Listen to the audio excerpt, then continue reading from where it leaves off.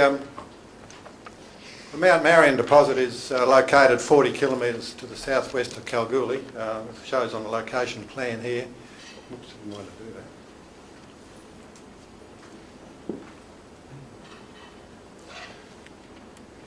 Got to find the red button.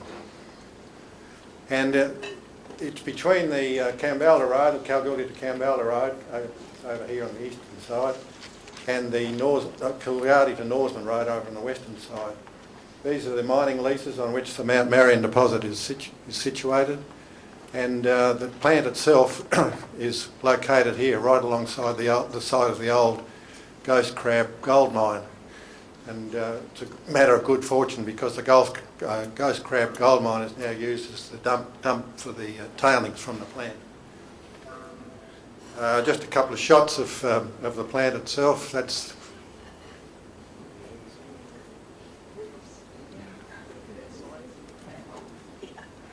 That's a shot of the plant, and also another one there. It's taken at sunset. The construction of the plant was undertaken by subsidiary companies of Mineral Resources. The actual split up of the interest of the various joint venture partners in the Mount Marion mine is Near Metals itself owns 13.8% of the deposit, while China's biggest lithium producer, that's the Ganfeng Lithium Company, owns 43.1%, and they also have the offtake agreement for all the production from Mount Marion. Mineral Resources itself also owns 43.1%, and they operate the project from the mine to the port. Construction of the plant itself was undertaken by, as I said before, by subsidiary companies of Mineral Resources, and construction commenced in the fourth quarter of 2015. The first concentrate was produced in the fourth quarter of last year, and the pegmatite itself is fresh from the surface, as you can see here. This is the shot of the 2 West pit mining operation, and it makes it very easy as far as geological grade control is concerned. Pegmatite itself is white, and the host high magnesium basalts are dark grey. So as far as logging core is concerned, that's quite easy. The other fortunate thing as far as Mount Marion is concerned is that there is consistency in grade right through from one contact of the pegmatite right through to the other, and so we don't have any problem in determining grade. We can be pretty confident that the grade will be consistent right through the pegmatite. The present JORC compliant resource for Mount Marion is 77 million tonnes, as we showed on the slides by the previous speaker, and the grade of material is 1.37% lithium oxide and also contains 1.09% iron. That's using a 0.5% lithium oxide cut-off grade. The resource is distributed through the 6 deposits that have been outlined to date, and as I said, the 2 West, one of the larger deposits, is currently being mined. All of those deposits, all those 6 deposits, are open along strikes and at depth. The plant itself has been gradually ramped up, and during the 3rd quarter of this year, that's the quarter that's just finished, 665,000 tonnes of pegmatite ore was mined, and that was mainly, as I said before, from the 2 West pit. And the concentrate total produced during the quarter was 112,000 tonnes at grade between 6 and another type of material that was produced earlier on was the 4% lithium oxide. And this has been shipped across to Ganfeng.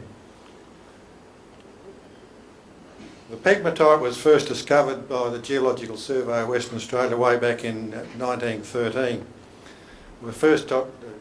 Pegmatites themselves were first documented by Tony Tomic in 1956, and between 1961 and 1963 the deposits were explored by Western Mining and in joint venture with Broken Hill South.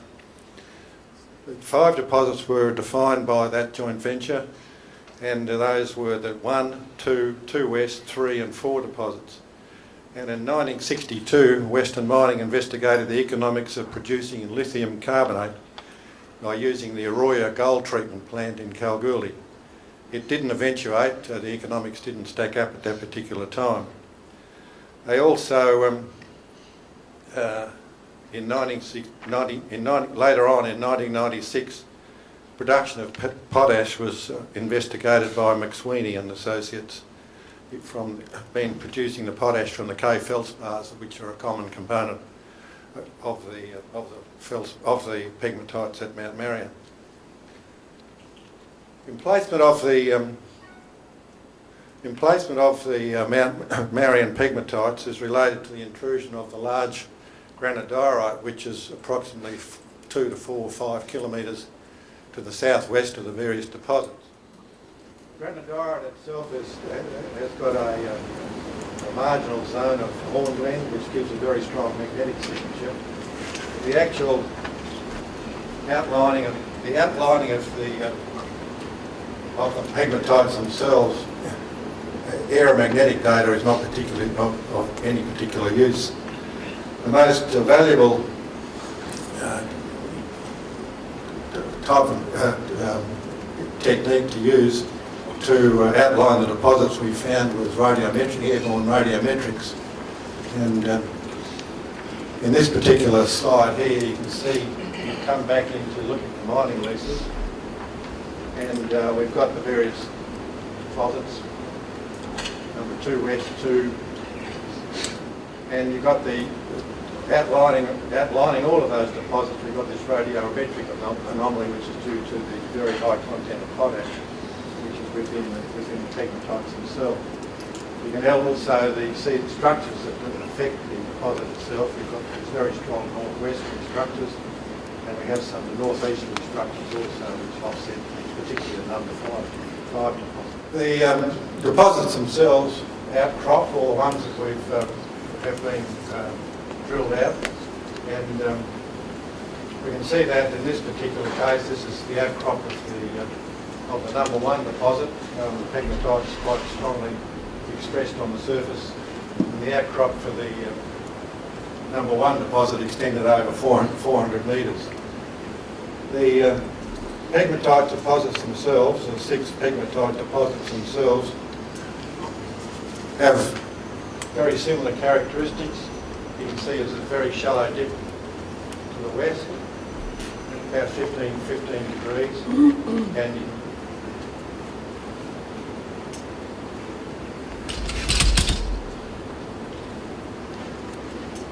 you can see from here that the actual grade material extends from contact to contact within the pegmatites. These host rocks in this particular case are high magnesium basalts. The high magnesium basalts themselves have been metamorphosed to green schist facies, and they consist of flow rocks of various, flow basalts of various types. There's amphibold chlorites, talc amphibold chlorites, talc carbonates, and serpentinites within the high magnesium basalts, and they're also interleaved by sedimentary sequences which includes in some cases graphitic shales.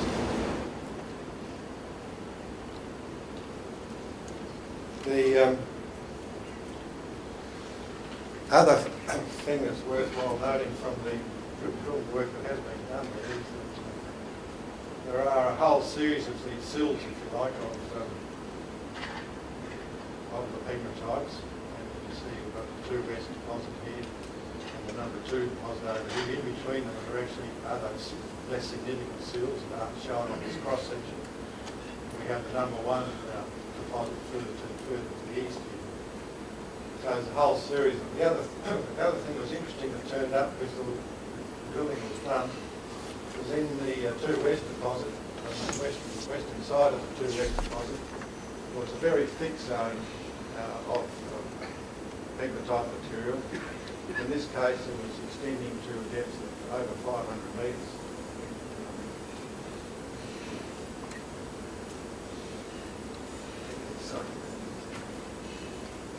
depth of 500 metres to the furthest extremity that was tested, and it has a thickness of about 80 metres, and it's 400 metres, 300 metres in length in this particular area, and it's open to the north and also at depth. And the thought about this was could have been a feeder zone for the pegmatites in the Mount Marion area.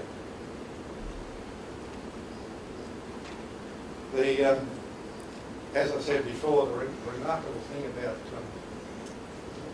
the Mount Marion deposit is that it's consistent in grade through from one contact through to the other.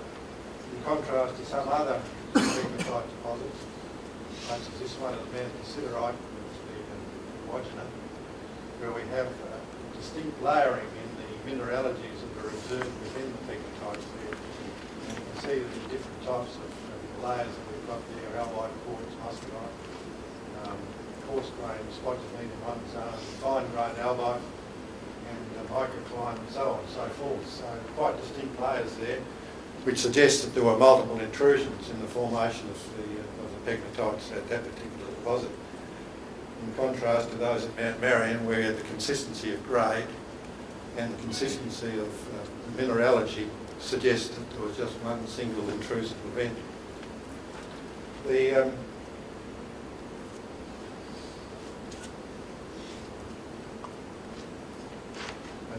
Just going back, harking back to the consistency of grade, this shows some split up at different grades and different colours. You can see at Mount Marion that we have consistency from wall to wall on each pegmatite. The thin section, which is pretty hard to see for you people, I guess, but it's quite interesting. We have these lath shapes here, which are the spodumene. In this particular slide here shows the thin section. You can see the spodumene laths themselves. One here, another one here. There's a scale there of 2 millimetres. And further down here, some more laths. And then you've got this mixture of quartz and feldspars and micas with anhedral surfaces. The point about the mineralogy also is that very few of the spodumene crystals are more than 2.5 to 5 millimetres in size. Most of them are less than 3 millimetres in size. And in contrast to that, on the contacts of the pegmatite themselves, we do have growths of much larger crystals of spodumene, and they can be up to 30 centimetres long, and they grow at right angles to the contact itself, so they're quite spectacular, but they're limited in extent.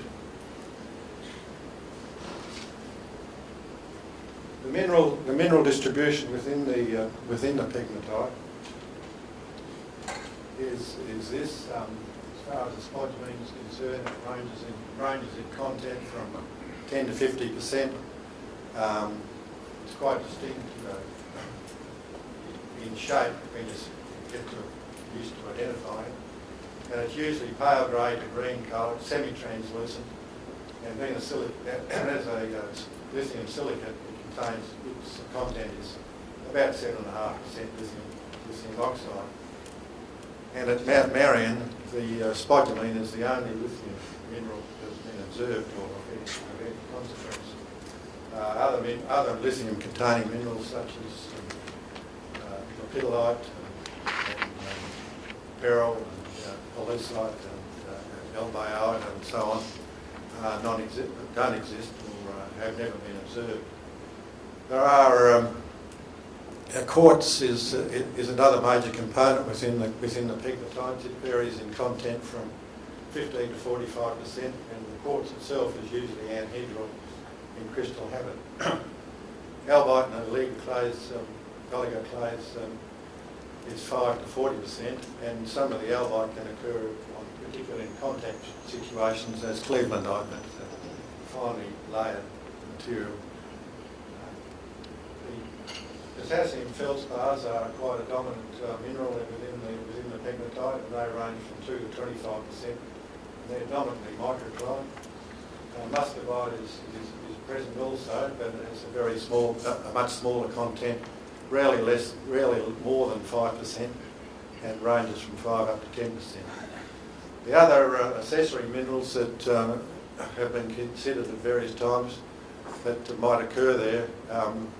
Columbite, tantalite, garnet, cassiterite, magnetite, tourmaline and iron oxide, etc. have been found to be either non-existent or very small quantities, so not a great deal of importance.